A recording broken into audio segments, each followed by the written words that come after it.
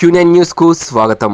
గంజి గురించి చెప్పమంటే ఉన్నోడు బట్టకి లేనోడు పొట్టకి అంటూ రైతుల పేర్లు చెప్పి మట్టి తరలిస్తూ రైతుకు చేరేది మూరెడు, మట్టి మాఫియాకు చేరేది బారెడు.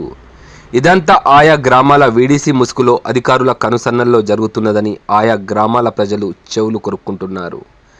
నిజామాబాద్ జిల్లాలోని పలు మండలాల్లో బడా లీడర్ల పేర్లు చెప్పి చోటా లీడర్లు చేస్తున్న మట్టి మాఫియా పెట్టరేగిపోతున్నా పట్టించుకుని రెవెన్యూ మరియు మైనింగ్ పోలీస్ అధికారులు వారి వారి కుర్చీలు, ప్రమోషన్లు కాపాడుకోవాలనే ఉద్దేశంలో ఉన్నారా? తమ ఊరి చెరువు నుండి మండలాలు దాటిస్తున్న మట్టిని పట్టించుకునే అధికారులు కరువయ్యారా?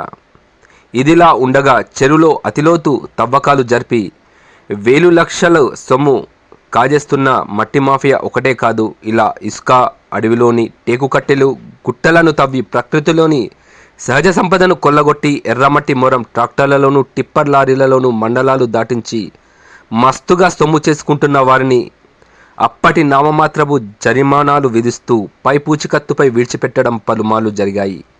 అధిక మొత్తంలో డబ్బులు చెల్లిస్తూ ఆయా మండలాల, ఆయా గ్రామాల వీడిసి ముసుగులో అధికారులకు ముడుపులు చెల్లించి యథేచ్ఛగా వారి వారి కార్యకలాపాలు చేస్తున్నారు. చెరువులో అధిక లోతు తవ్వి వర్షాకాలంలో చెరువులు నిండుకుండలా నిండి ఉన్నప్పుడు మనుషుల ప్రాణాలకు ప్రమాదం జరిగేలా కారణం అవుతున్నవి. ఇకనైనా రెవెన్యూ మరియు మైనింగ్ అధికారులు చొరవ తీసుకుని చెరువు తవ్వకాలు తగిన లోతులో మాత్రమే పుడిక పనులు చేపట్టాలని స్థానిక గ్రామ ప్రజలు కోరుచున్నారు.